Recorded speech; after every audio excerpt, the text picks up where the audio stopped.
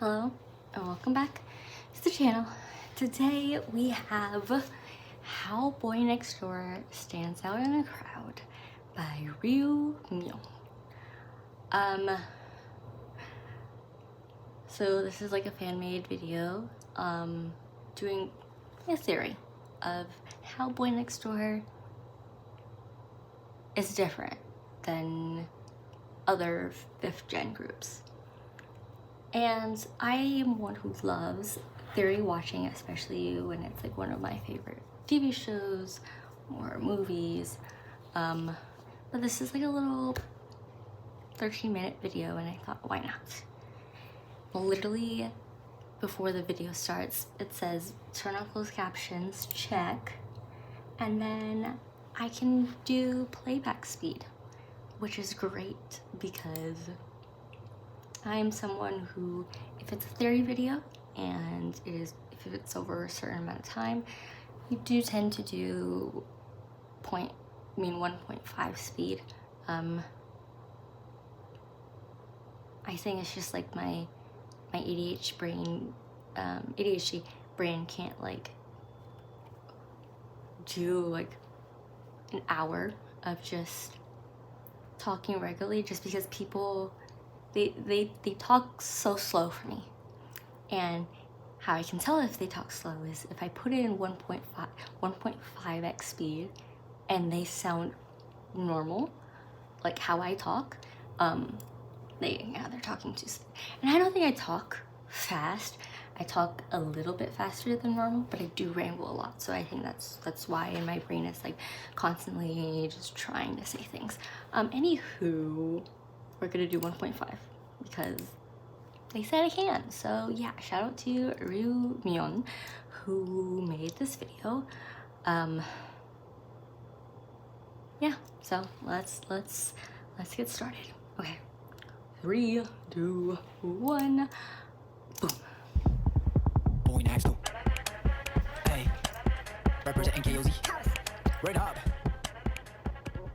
When you take Boynextdoor and boil them down to their core, the basis of their marketing is built on the kind of image we've seen so many times before.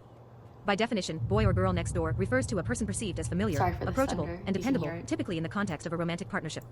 The boy next door visual concept appeals itself through its boyfriend-like image and its casual, youthful, and playfully flirtatious themes. Think of Hello by Shiny, or even the brand of early B1A4. The sweet boyfriend-like facade to appeal to young women is a boy group trope that has existed for decades, for those Western and Korean alike, and it's probably one of the biggest reasons why Boynextdoor is so inherently likable. However, though at their core, Boynextdoor's identity follows this classic scheme, they're more than their core. They've got some meat on their bones, aka the meticulously crafted lyrical and visual semantics of their music. They have the classic charm of boy groups we've seen before, but with a totally revamped aesthetic, and I think that is where the majority of their long-term appeal comes from. Let's compare Boynextdoor's Serenade and GOT7's A. Quick. I know they're on tour right now. Oh my god, I just hope that they come to the States. Like, I think if they don't come to Houston, I think I'm willing to drive to like Austin or San Antonio, because I have before. We've drove to San Antonio for 17 right here, like a concert. We've driven for the weekend. We've driven for Usher. Like it's not a huge like, because I don't know when they're going on tour next, and if they don't have a Houston date,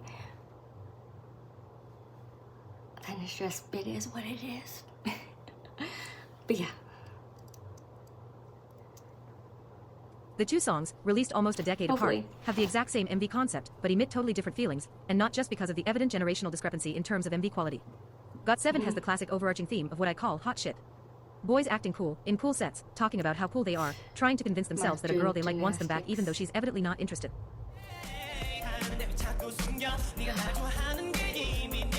Momo.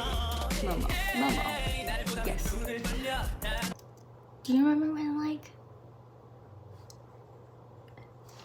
before they debuted, JYP trainees would just like be in like already debuted groups, JYP groups, like music videos.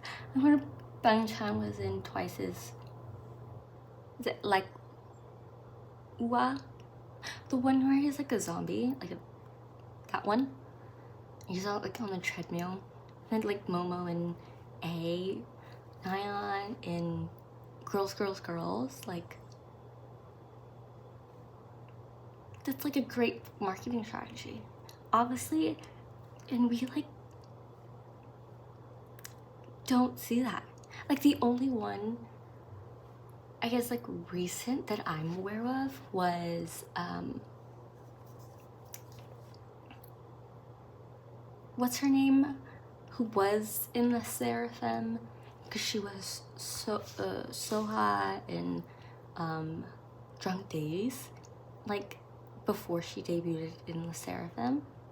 Get him, I think. But yeah, that's like the most recent of that.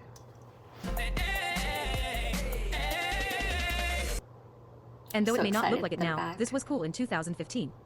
When we look at BND on the other hand, it's the same concept, but everything feels a lot less forced. This might seem like a silly thing to say, but they are tryhards. And I mean that genuinely. When we look at the lyrics of Serenade, they're kind of making themselves out to be losers.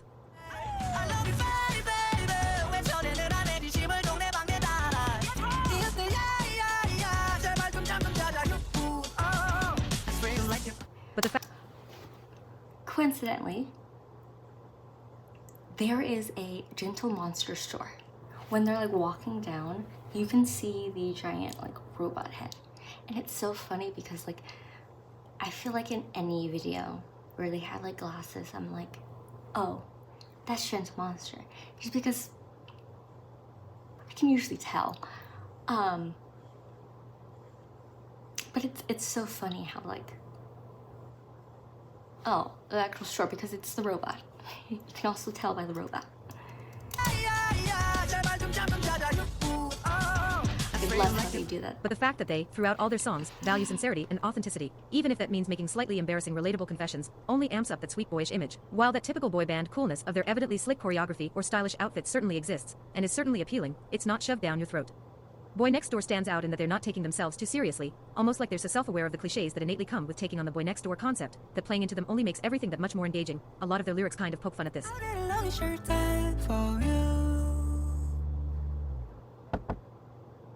Even the most hot I got ads.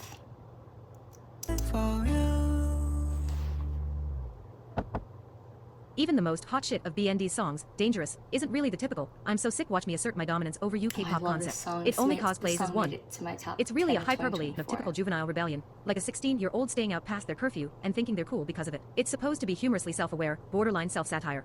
아버지가 배는 손댄 적 없지만 아빠면 부모스 걸친 적은 있어 어릴 적 혼날 때만 잔소리 안 듣고 방바닥 못 익세어 본 적도 있어 신고한세 부모님이 늦게 자서 조금 늦을 것 같으니 기다려달라 해 배도 워라건 전지 지갑 두고 왔네 Even their debut song One and Only, where they're overtly advertising themselves as the ideal boyfriend, is actually an internal monologue. They're talking to themselves, no love interest in sight. Kind of like hyping yourself up in the mirror before going to ask someone out, and coming to the realization that you might not be all that cool in other people's eyes. But that is something that is only understood within the full context of this EP. So while One and Only exists and can be enjoyed on its own through a classic I'm hot shit boy group lens, it is so much more uniquely BND within the EP's full context. This is probably why those who listened to the EP in its entirety praised and enjoyed their debut more than those who only paid close attention to One and Only as a standalone single. This leads to my main point. Boynextdoor is all about storytelling. Boynextdoor stands out among the crowd because they know how to maintain a specific conceptual identity without becoming stagnant, and they do this through consistently changing aesthetic and sonic appeal, while preserving distinct characters and storylines within their worldview that fans become accustomed to. I will say, of course, there are constants within their visual concept as well, but those constants essentially boil down to any display of borderline absurd metaphorical chaos, like walking teddy bears, pop cans with feet, a horribly run pizza delivery service, or drifting through space on a lightning bolt. But in a grand perspective, no two Boynextdoor releases have been the same aesthetically. That is so true, because like there's One and Only is like bright, fun, but sometimes it's like moody, angsty. Earth, Wind and Fire is just crazy. Dangerous is just like early 2000s vibe. Nice Guy is just, I don't even know how to describe that video, to be honest with you. It's like a mix of crazy from like Earth, Wind and Fire to like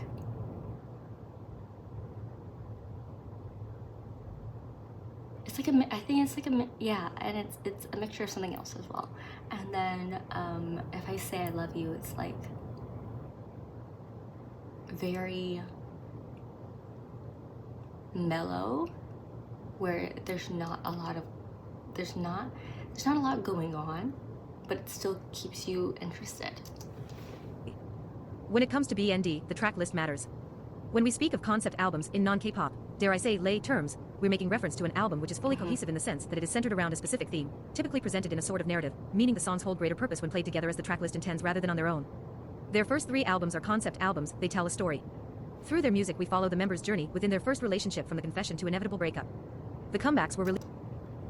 It's like raining hard, oh my god. Okay, so yeah, there's like, why, how, would, what? Why, how, what? She's probably gonna say it, but like, why their debut album is like confessing their feelings. How?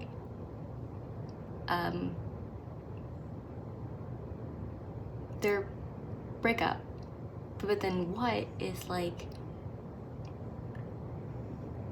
in the middle of who and how.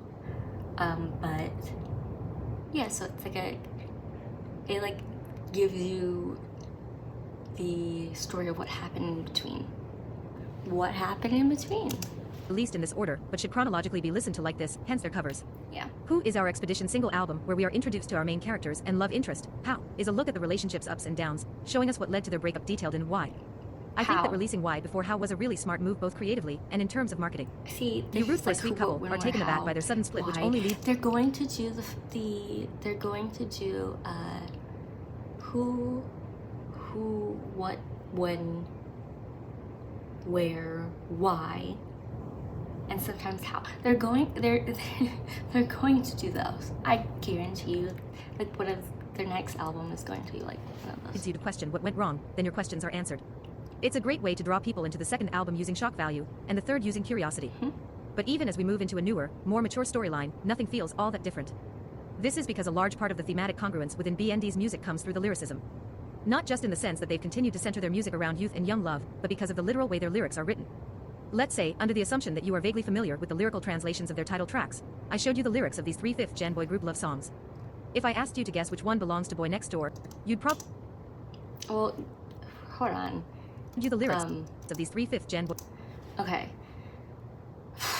Every step we take side by side is silent and sorrowful. I want to know if you feel the same way. For no reason, I hold your hand tighter. I don't want to let go. I don't know that one, obviously. The third one is Boynextdoor. I just saw that. But that one is O-U-R. Because it's I forgot everything but your face. Cadently, I'm saying it wrong, but that's that one. But the second one is wait, okay, the moment I held your small hands, a whole new world, me and myself. Oh, the second one is Take My Hand, because a whole new world, me and myself,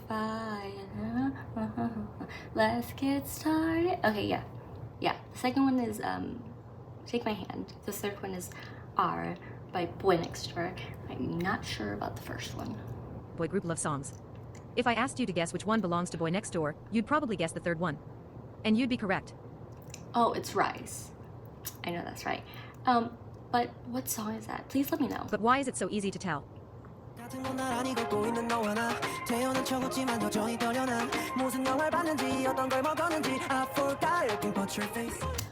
Oh, okay, so I think, okay. Oh god, it's like really boring. Anyways, so I think because when you have a Korean song and you translate it to English, it is not one for one. Because for some reason, like, it always feels off with the English translation straight from Hangul. So the fact that Boynextdoor matches made their lyrics to fit with the grammatically correct English. Is why I think she's like going to say it stands out. Because if you look, now in no way, shape, or form am I an English major. I always say I speak English, but I am not fluent. Or English is my first language, but I am not fluent. So with Rises, it's every step you take, side by side, is silent and sorrowful. Okay, that's fine. For no reason, I hold your hand tighter. I don't want to let go. It's that last part that's like, I don't know how to change it, but grammatically does not make sense to me, at least to me. I don't know, I could be wrong. I haven't taken like an English class in 5 years, so yeah. And then with Take My Hand by Zero Base One, the moment I held your small hand, a whole new world unfolded before my eyes. I know you woke up, me, myself, I. Now it's you and me together. I think it's, I know you woke up, me, myself, and I don't know. Yeah, I feel like there could be like a better translation for that. But, and then R is you and me walking side by side. I'm laughing, pretending to be calm, but I am so nervous. What movie did we watch? What did we eat? I forgot everything but your face. Yeah, it's like an inner dialogue, and it's like that I think that's like how I would say it grammatically, which is like, why is it so easy to tell?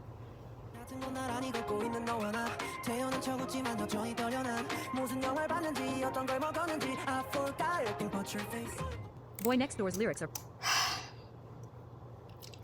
another ad. Great. Okay. Pretty quirky for a K-pop boy group. As I mentioned earlier, their lyrics emotionally resonate through their authenticity and relatability to young audiences. And this is achieved through their simplicity and playfulness.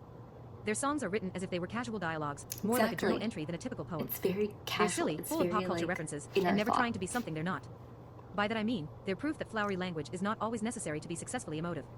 Within songwriting, there can be just as much beauty in colloquial bluntness as in writing typically seen as more highbrow.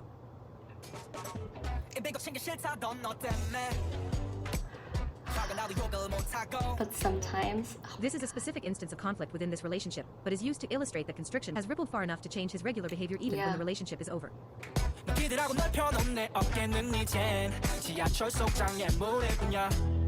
My favorite line in the song, the classic BND charm that forces you to let out a little giggle, but really meant to illustrate that what was once a dedication to the relationship now acts as nothing but a nuisance.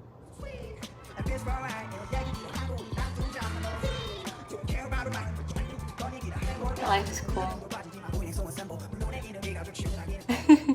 This song is about chilling out and drinking with friends in order to distract yourself from your crumbling romantic life. The members playfully mess around with the fact that Wonhak is still a minor, reminding us that he's at home while the rest of them are out getting crunk. And of course, Wonhak gets his own verse explaining how upset he is that he got left behind to play alone at home, and letting us know that he's only drinking carbonated beverages and not alcohol. Good for him.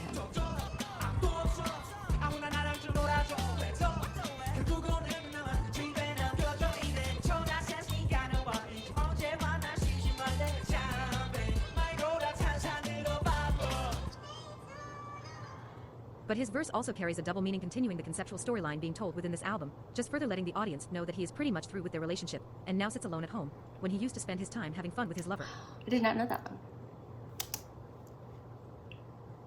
That's like, what, 3-4 ads? Oh my god. That's crazy. I was gagged at this scene. This line in Serenade is actually a reference to singer IU. Serenade tells the story of Boynextdoor's confession, and so Wonhak references listening to a playlist that matches his mood, slyly insinuating that he's listening to IU's song Friday, which is about nervously debating what day would be best to confess to her love interest.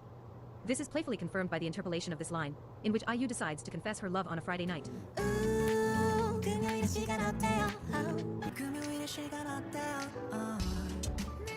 Boynextdoor bring back the fun to K-pop, while having a concept that doesn't seem particularly unique on paper, but they take a core aesthetic that's essentially immortalized in boy group history, dress it up in clever and quirky ways both visually and lyrically, and the product is something that's hard to dislike. And I think that's a great way to describe them, hard to dislike. Naturally, not every K-pop fan is going to enjoy their music. We all have different tastes, and on the rare occasion you do find people who don't vibe with their aesthetic as well. But regardless of personal musical preference, I think a lot of people, fans and non-fans alike, find something deeply amicable and refreshing about them as individuals and the dedication to a clear creative vision. There's something comforting about watching young kids be exactly that, and watching them appropriately conceptualize so many universal experiences of teenagers or emerging adolescents in this generation, even outside of young love. And it's hard to hate something you can't help but see so much of yourself in.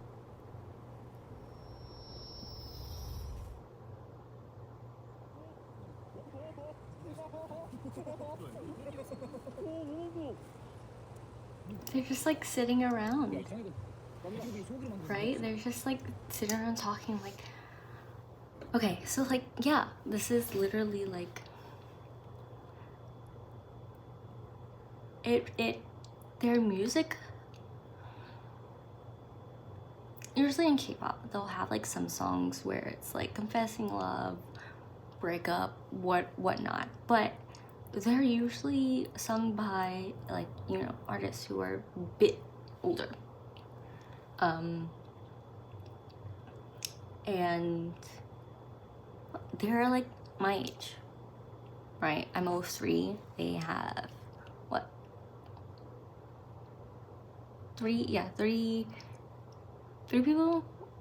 Yes, yes, 3 people who are, you know, 03. Like, they're my age, okay? So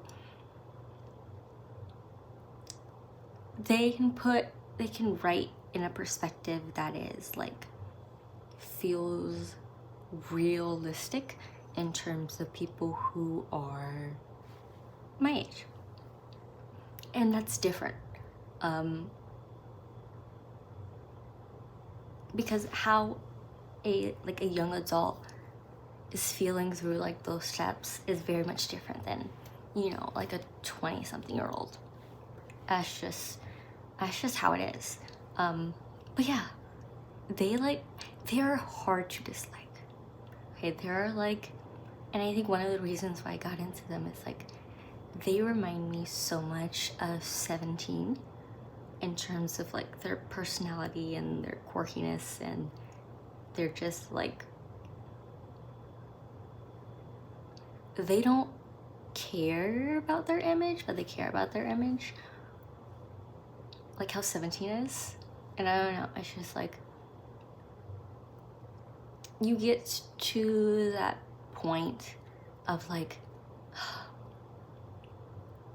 your group is doing their mandatory military service, so it's not totally the same, but you then find another group who pulls you in the way that that group pulled you in, and it's like, oh, I don't think I've ever felt that way for like another group. And I think that Boynextdoor is one of them. So like, I think Boynextdoor and